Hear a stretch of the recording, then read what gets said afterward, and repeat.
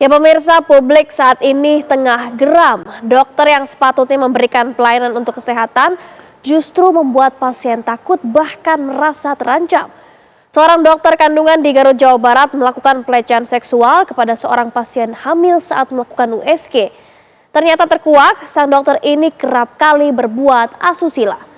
Polisi menegaskan kasus yang dilaporkan saat ini berbeda dengan rekaman gambar pelecehan yang sempat viral di media sosial. Lantas ada berapa korbannya? Informasi yang disampaikan pihak klinik diperkirakan korban bisa mencapai hingga 100. Benarkah demikian? Kasus dokter yang bejat ini bagaikan gunung es. Tak hanya di Garut, kejadian juga terkuak di Malang dan di Jakarta. Lantas apa yang terjadi?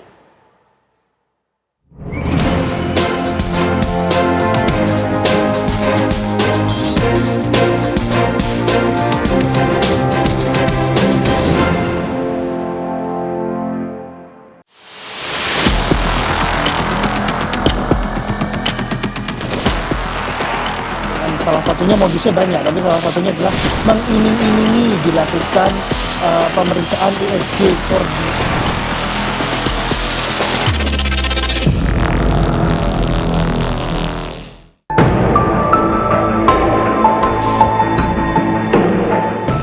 Keterlaluan, sungguh tak bermoral.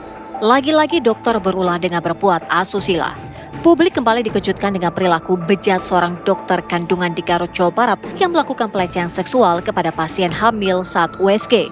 Aksi bejat dokter kandungan terungkap dari sebuah rekaman CCTV yang viral di media sosial.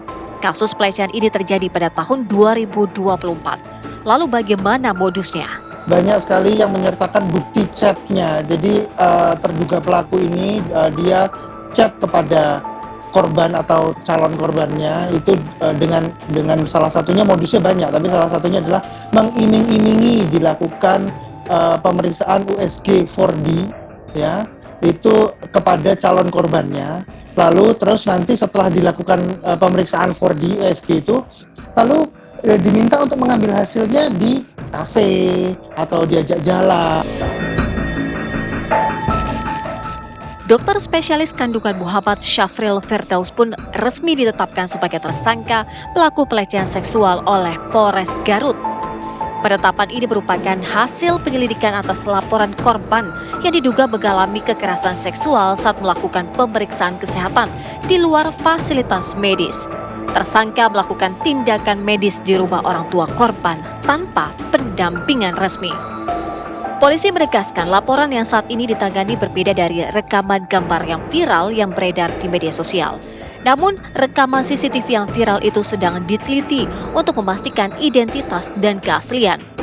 Jika terdapat kesamaan ataupun korban tambahan, maka konstruksi hukum dipastikan akan berubah. Polisi juga telah memeriksa 10 saksi termasuk orang tua korban, bidan, dokter, hingga ahli psikologi. Lantas jika sudah banyak korbannya, pantaskah hukuman kebiri kimia dijatuhkan terhadap pelaku pelecehan seksual? Tetap terkait dengan SOP, tindakan dokter sebagaimana SOP ini sebenarnya sudah ada di setiap tindakan. Nah, seperti saat dokter melakukan tindakan harus ditemani oleh seorang dokter atau perawat. Muncul dugaan korbannya hingga 100. Saat ini jumlah korban yang berani bicara ada 10. Biar tambah lagi hukumannya, maksudnya bukan biar apa ya, biar berat gitu hukumannya, biar bahwa apalagi tadi kan 4 kali, cuma 4 kali, biar mematahkan itu bahwa korbannya lebih banyak dari 4. Lebih dari 4 sebetulnya? Iya. Di ibu aja 10? Iya. Pihak klinik juga sangat merasa dirugikan atas ulah cabul sang dokter. Kalau dokternya memang sudah tidak praktek di sini lagi, kalau untuk lanjutnya apa ada tuntutan atau sebagainya, kami akan koordinasikan juga dengan pihak klinik. Oke. Kalau dokternya nggak bekerja di sini, udah tidak bekerja karena memang ada kasus itu, atau memang dia mengundurkan diri atau seperti apa? Sudah mengundurkan diri sih dari awal. Kementerian Kesehatan memastikan telah menonaktifkan sementara surat tanda registrasi dokter untuk diinvestigasi lebih lanjut.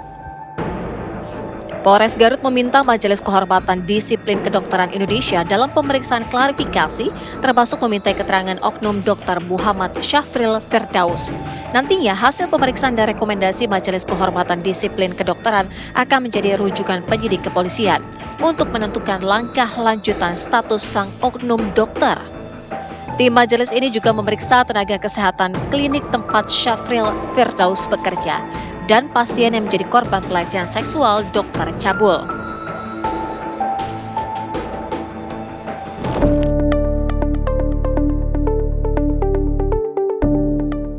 Kasus dokter yang bejat ini bagaikan gunung es. Tak hanya di Garut, kejadian lainnya juga terkuak di Malang.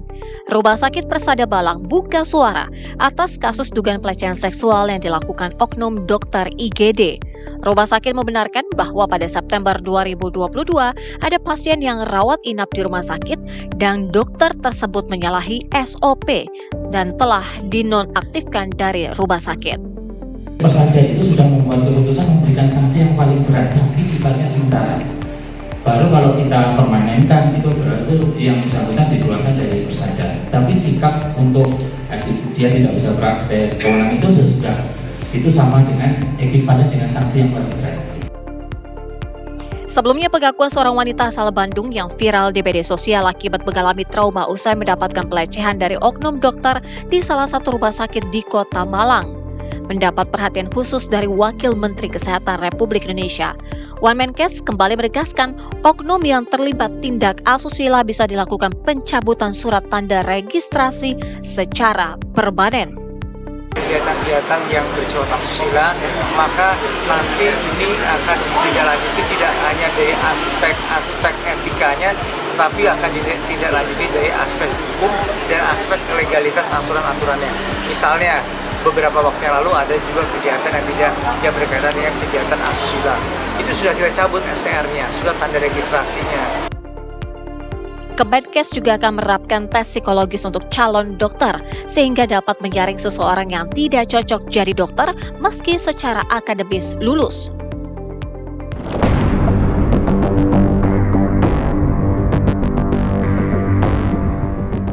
Kasus pelecehan yang dilakukan dokter juga terkuak di Jakarta. Seorang dokter yang sedang menempuh program pendidikan spesialis atau PPDS nekat merekam seorang mahasiswi saat tengah mandi di sebuah kamar indekos di kawasan Cempaka Putih, Jakarta Pusat. Korban merupakan mahasiswi yang tinggal di salah satu kamar kos. Korban yang tengah mandi panik setelah melihat adanya kamera ponsel dari balik ventilasi. Bersama sejumlah rekannya, korban yang meyakini jika pelaku perekaman adalah MA, langsung mengamankan pelaku serta kemudian menyerahkannya ke Polres Metro Jakarta Pusat. Dari hasil penyelidikan, pelaku mengaku terobsesi dengan korban. Si pelaku seorang dokter, saat ini sedang melaksanakan program dokter spesialis. Kos-kosan, jadi berdekatan dengan kamar korban. Ya, keterangan hasil pemeriksaan terhadap tersangka, pelaku senang melihat korban dan hanya iseng untuk melakukan rekaman atau ngintip korban dengan menggunakan handphonenya. Tim TV One mengabarkan.